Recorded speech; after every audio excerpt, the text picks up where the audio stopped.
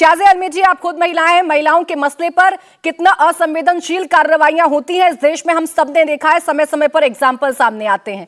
जब राहुल गांधी ये बता रहे हैं कि कश्मीर में महिलाओं के साथ क्या हुआ, तो आपकी सरकार क्यों एक्शन नहीं लेती है? आपकी सरकार पर जो आरोप है कि आप राहुल गांधी के मुंह से निकला तो पूरी की पूरी पुलिस फोर्स लेकर आप लोग पहुंच गए, डरा रहे हैं आप।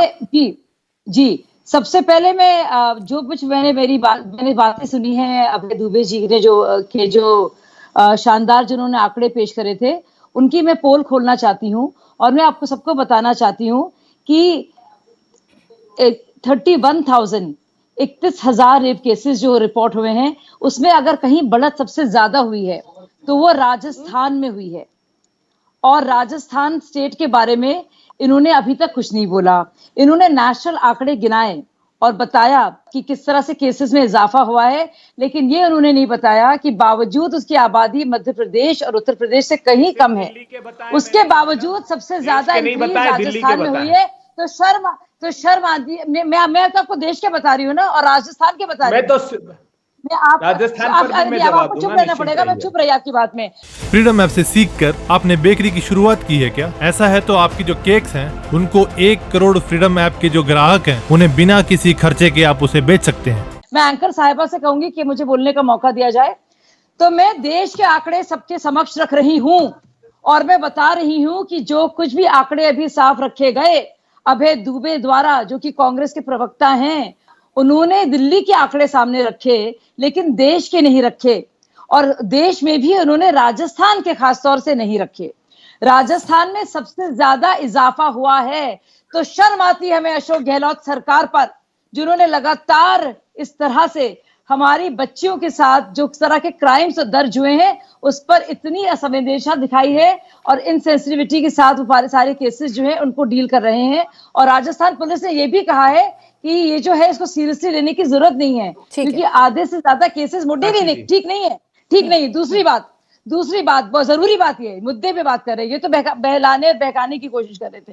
दूसरी बात, राहुल गांधी जी ने बहुत ही संगीन इल्जाम लगाए हैं और कहा है कि बहुत सारी बहनें उनके पास आके रो रही हैं।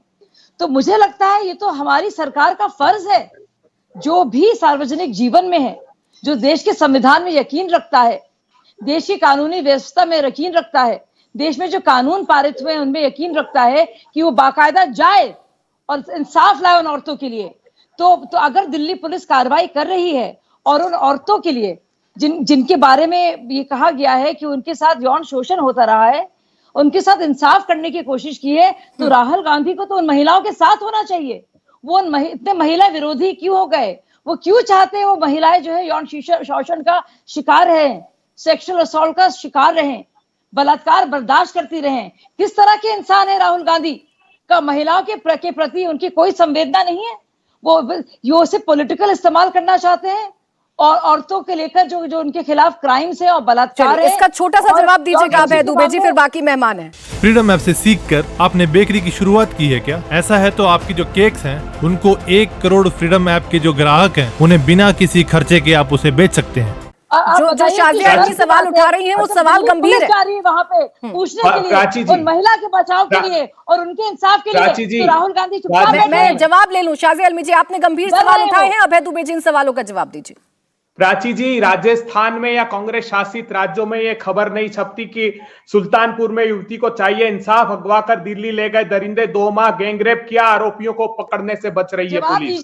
दिल्ली पुलिस की कस्टडी से आरोपी भागे अभी पिछले महीने। अब शाज़िया अलमी के मुंह से एक शब्द नहीं निकला जब मासूम बिल्किस बानो 21 वर्ष की थी, जब बलात्कार हुआ और उसकी 3 साल की बच्ची को जमीन पे पटक कर मार दिया शाज़िया अलमी। और तुम्हारी सत्ता की मामले में, रेप के मामले में, बलात्कारियों के गले में माला पहनाई, तब कहां छुप कर बैठी थी? आप बताइए। ठीक है अभय दुबे जी, आप इन सवालों का जवाब दीजिए ना कि राहुल गांधी को अगर किसी महिला ने अपनी आपबीती बताई है तो वहीं पर लड़ाई लड़नी चाहिए थी, बयान देने से कुछ नहीं होता है। खैर, एक एक करके मैं बाकी मेहमानों को चर्चा में लाती हूँ। शाज़िया जी और अभय जी इस चर्चा को आगे बढ़ाएंगे, इन सवालों के जवाब लेंगे, बाकी मेहमान भी मेरे साथ हैं।